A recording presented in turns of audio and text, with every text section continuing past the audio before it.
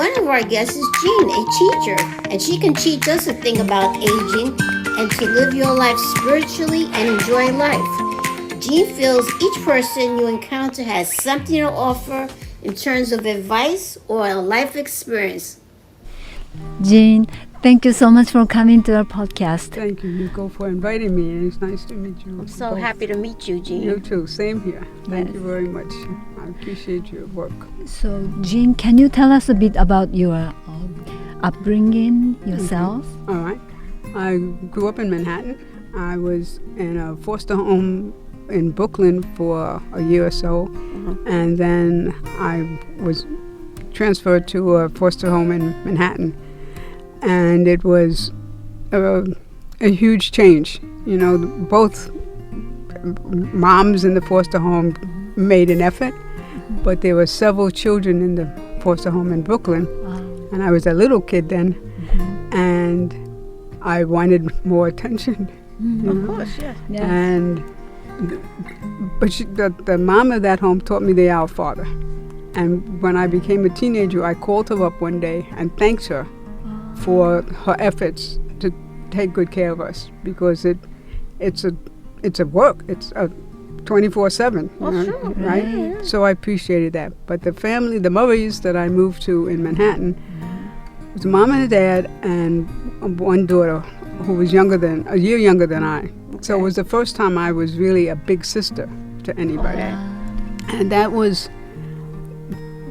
kind of set who I became, because I wanted to look after her and play games and do things and argue sometimes. Of course. You know? Yeah. But it was really, and we stayed together the rest of our lives. They have passed away, but my foster father passed away 5 years after I went to live with them. He had a heart attack, and Like when you were 12? yeah, 2 weeks before I turned 13. Okay.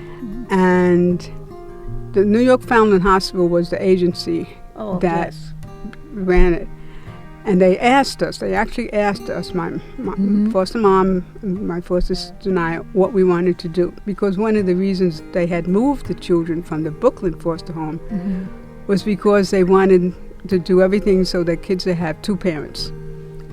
And the foster home in Brooklyn didn't have two parents. They had two adults. I don't know what the other ladies, I don't remember her being there all the time. So maybe she was a helper, you know. Right.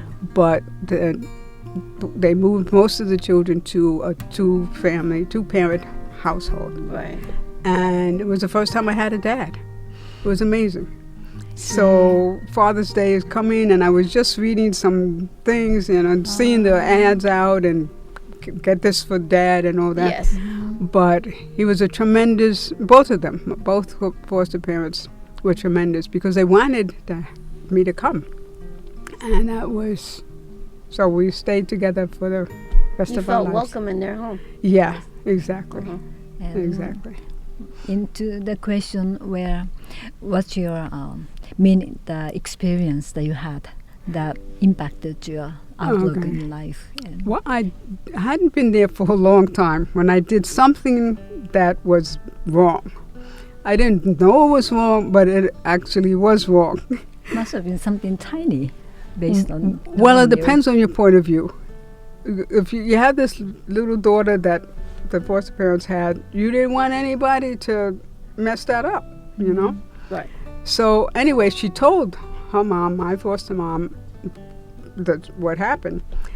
And later, I don't know when she told, but at some point, my foster mom and dad came to our room, and I could see by my mother's face this was not going to be good news, whatever it was.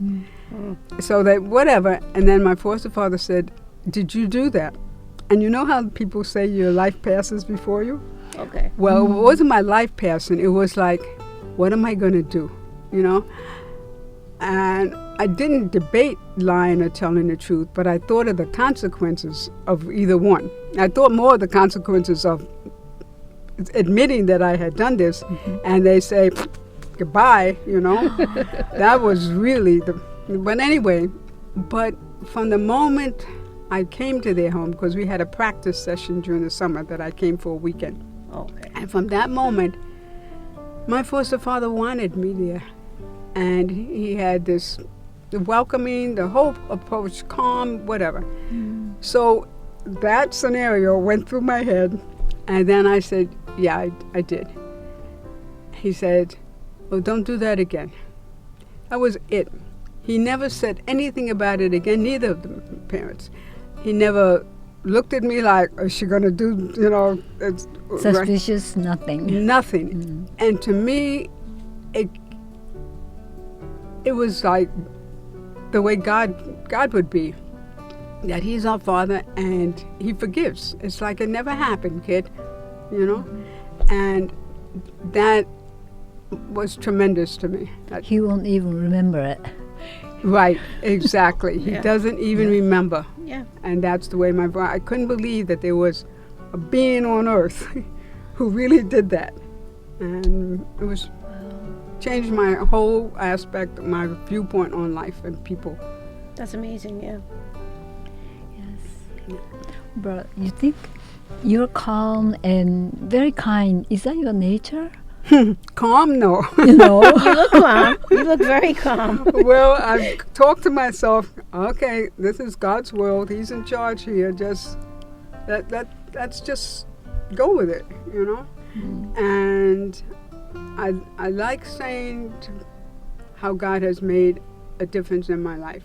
That believing that He's not only on our side, not only has our back, but He has a loving plan for us.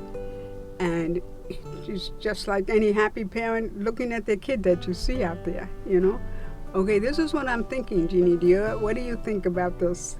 Well, Yeah, God and you are walking together every day. exactly. Yeah. And that's been my life, and I've seen this whole thing with the foster family.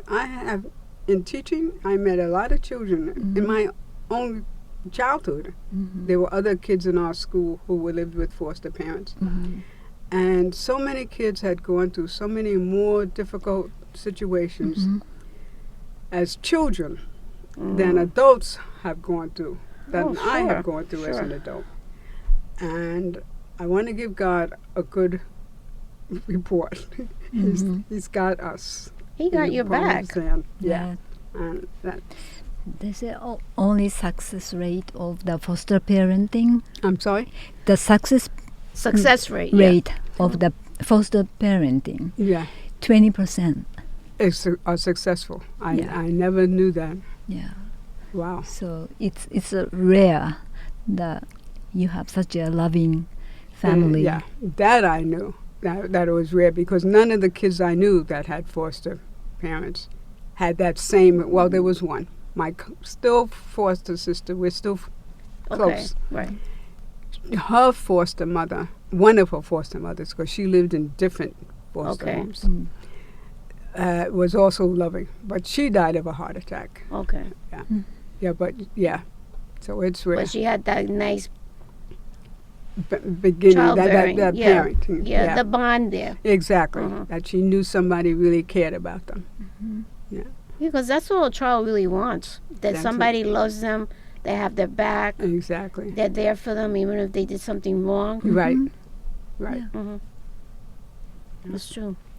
So compare with when you were 20 or 30 or 40. Are you happier She now? likes that question. Yes. I'm happier. Yes, but it's not an end that I don't think that it comes to a point that you're happier and okay, so you sail through the rest of life, because there are always challenges that come up that you have to. Well, this is really not what I had in mind for this stage of my life. That's true. You know, so it's always. I used to like to think that I got this. You know, I can handle. No, the other shoe would fall, and we need some help here. Okay, God, you're still there, right? Help me, please. Yes, and to pay attention to the people that He puts in my life, because it's nobody going through this by themselves, and that's one of the great gifts of getting older. I think is that you realize everybody has something to give. From the littlest kid to the oldest adult, everybody has something to give, and to recognize that and appreciate it, listen, and allow us, each other, to help each other. That's true. I have to agree with that. From the concept, you have the Phoenix Club. The Phoenix Club, Yeah, yes. that I visited, and they are new friends, new community. After, because as we age, we lose our friends or family member, Yes. but you are cultivating a new set of Exactly. people, the Yes. community. Right. That's And that's also a great gift, because many people have lost, like, as you said, the essential people in their lives.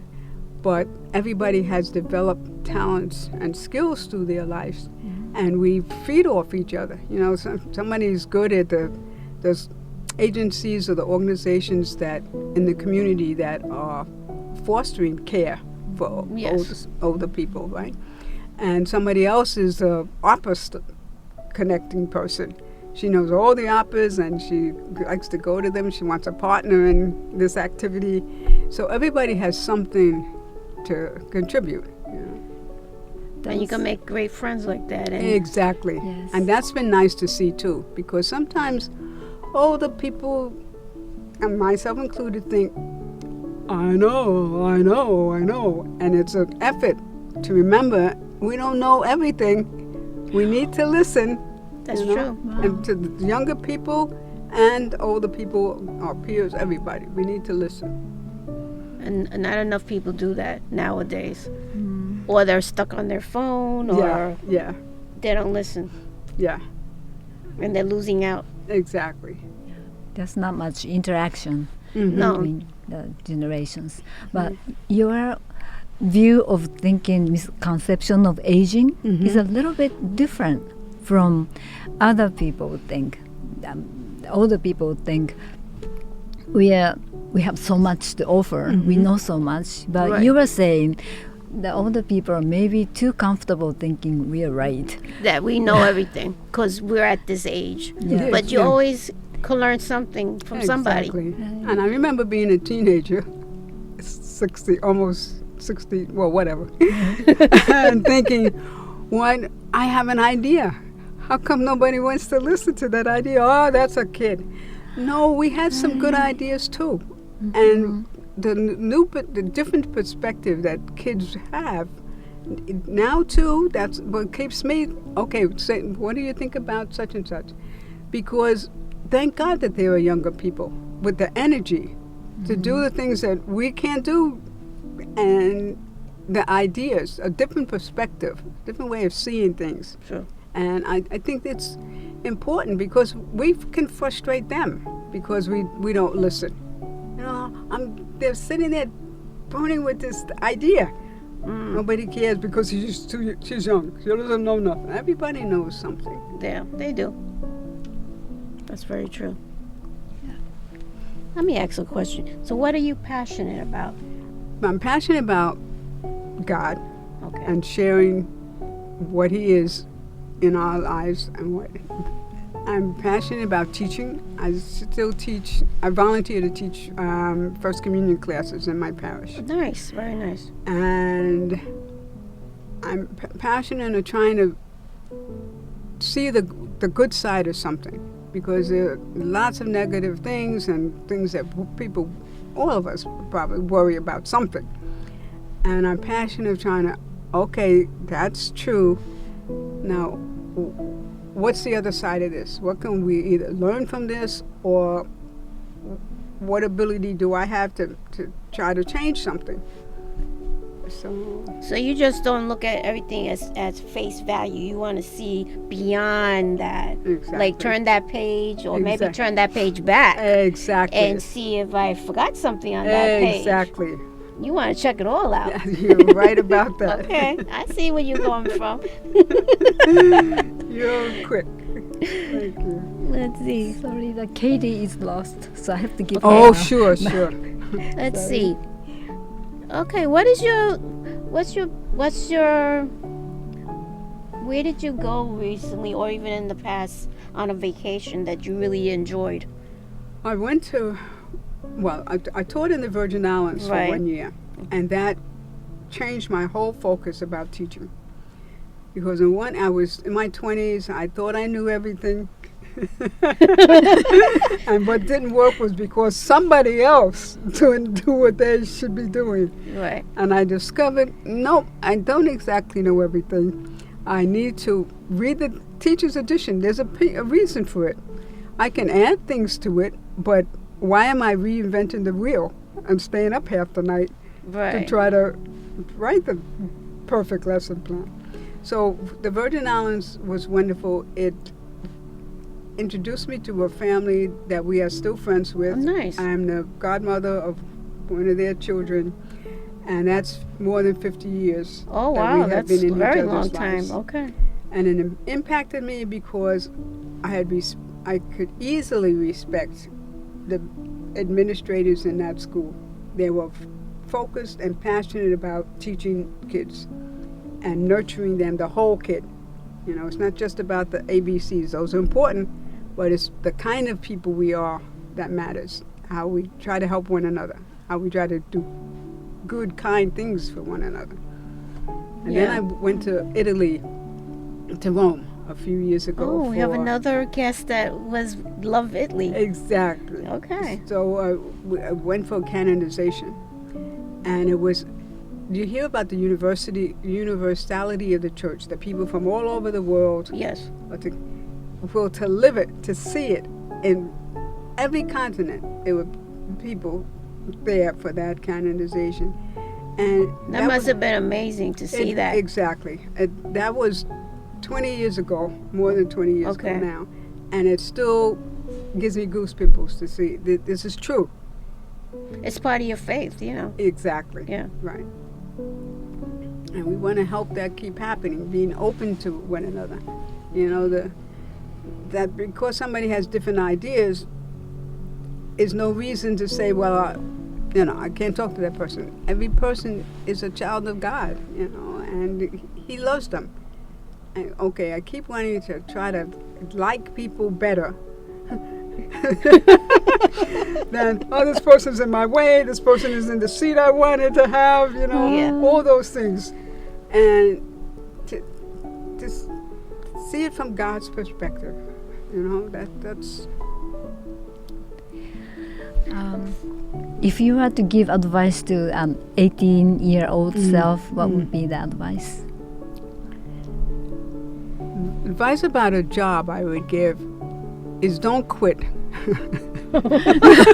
Don't Of quit course. the job, right? Not within the first year. Okay. Not 32 years. Not in the first year. Come back, because the difference between the first year that I taught and the second and the third and the 33rd, there were always struggles and challenges, but there were always things learnable, teachable by somebody, and that I could learn and try to improve it. Because there's such a difference between what you think this job is going to be, and it's not just for teaching, I think any job. There's such a difference between what you think this job is going to be and what in reality it is. How did I get into this? Who told me about when can I get, how can I get out? But to wait it out, I quit different jobs before I even got the teaching job. I quit. I didn't like whatever. I didn't like the way they treated the older persons. I quit. I didn't like the way, whatever it was. And then teaching, my mother and my sister said to me, how can you do this? You wanted all your life to be a teacher. You finished the 4 years. What do you mean you're quitting? Memorial weekend, that was going to be my last week. But fortunately, I had a little talk with a few people, not to mention God, and to mention God, because, okay, let's think about this. You know, there's a lot more that you put into this job that when the requirements to get here and the reasons why I wanted to be there. I wanted every kid to have a good chance to get an education and help care for, help other people, and to toss that all aside. So, well, you know, because part of it was I know that this is what I should be doing. No, Jeanne, you don't quite know everything yet. Maybe you could listen a little bit here. So that's how I got the job at the Virgin Islands. Okay. And everybody was so right, I love teaching. It's not perfect. I'm not perfect. It was always a work in progress, but we can try to do better. No one said you didn't do a perfect lesson here. We don't need you. Nobody can do. You can think it's a perfect lesson. No. But there's always something that we could have done. You can always do better on it. Exactly. So. Yeah, because you have to, every lesson plan, it depends on the students you're working with too. You have to tweak it. Exactly. They give you, okay, this is what I want you to do. Right. But as the teacher, you have that prerogative to tailor it to what the students want to learn, or what you want to, because sometimes certain students, you got to teach them a certain way. Exactly. So it took a little while, but I forgot what question you asked me. Maybe move to the next question. Okay. Well, don't worry. We have people that answer the question, and then it gets into something else, which is fine. Don't worry about Thank it. you. Title of the book that your enemy would have written. Well, this is a perfect time to ask that, because the title of that book would be Circumlocution Personified. Because just like I lost track of where I was going with my response to your question, I do that so much. I'm telling some exciting story and I go off track. You go on a tangent.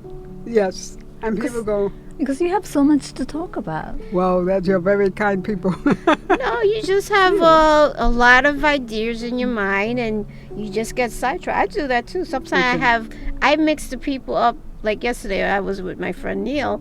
I was having 3 different topics with him, and he was trying to. I said, "Okay, look, keep track of what I'm telling you, because I could keep track of it, Right. and I'm older than you." That's good. That is. So there's nothing wrong with that. All right. Thank you. Do you have anything you're passionate about? Well, that's what I was trying That's to. what she was kind of starting on that Teaching. question. When I was trying to give Find you were a little busy. Yes. Katie the Okay. direction. Oh, I know what we can talk about. How do you recharge? One of my, meditating. I do that every morning with a book or some material, or going over the previous day, thinking about this day. That's what I was meditating about this morning, this time. Okay, Jeanne, just calm down. I've got this. Don't think too much. Right. This is just be. And you had said, I think in the last text or something yesterday, we're just having a conversation. Yeah. Yes. Like And we're getting to know each Yes. other. Like I told the other guests, Yeah. we're just talking. We're getting to know each other. Like you're having like a brunch or a lunch, or Yeah. or you met somebody on vacation, Right. and you're getting to know each other. Yeah. So the meditation is great. Snacks, a baseball game, or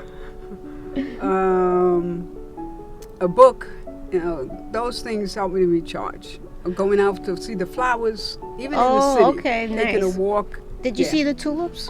I did. Oh, on Park Avenue. Yeah. I took a picture of one of them Oh. because it was the only tulip that had bloomed.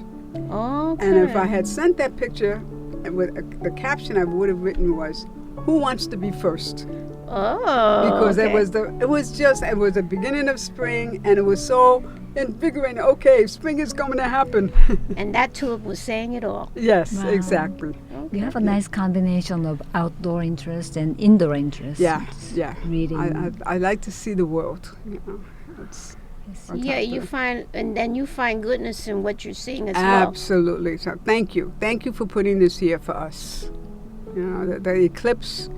That was the solar eclipse a couple of months Yes. ago. Ah, God made the whole creation for us. you enjoyed it. The sun and the stars and the wind and the snow. Oh no, please no snow. But and to enjoy that you know. Yeah, some people were taking it as a, not just for nature, but for the spiritual aspect of it. Yeah. I saw in, I think, Syracuse. In most places, people cheered. Oh, yeah, and- Syracuse, yeah, yes. They were able to see it. But in either Rochester In or Dallas. Syracuse, it was total silence with the people. They're In in the- awe of They're the in nature. the awe. Yes. And to see the both sides of that was beautiful. And families, It was a togetherness. yes, yes. So the new sense of community, and that place that you were having the meeting. Yes. That's a beautiful place. Yes, yes. It's a conference center, well, a cultural center that for women I to see. have some spiritual activities, but also job related, because to the same thing of networking and encouraging one another. The same thing with Phoenix Club attempts to do I and thought is that doing. place was residential, but it's not residential. Exactly, recharging, exchanging Yeah, ideas. because I thought it was more of a, like a get-together, but not, with other It's women, more but conference. Mhm. but it's a little more than that. Yeah, Yeah. yeah. So it's professional aspect of work, and cultural, and appreciating and exchanging what experiences and people have. And there's even a church inside. Yes, there's a Okay. little chapel inside because we Okay. have retreats and days of recollection, talking about recharging. Phew. A couple hours. Okay, we're not talking to each other. We're either being silent ourselves or we're listening to preached meditation or mass. Just recharge. Come away and rest with me for a little while. And that's Very nice. Do we have time to ask the last question? Of course, I gotta I gotta find it. Okay, we have our favorite question when it comes up here. Let's see. Oh, here we go. Please imagine you are Maria Antoinette okay. the night before the execution by guillotine. Angels will appear and offer you a last meal. Okay. Any dish or food you love, what would that be? Okay, I love this question too because I haven't thought about the foods because I have some digestive issues, Right. so I don't eat a whole lot of different things of all my favorite foods. But anyway, I would have red lobster tail, the lobster tail Yes. with the steak, and excuse me.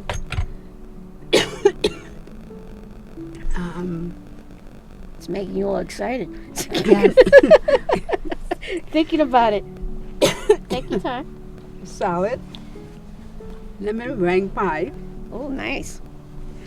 minor vegetables, some vegetables, but and root beer soda. Root beer Root soda. soda. Ah, nice. Right.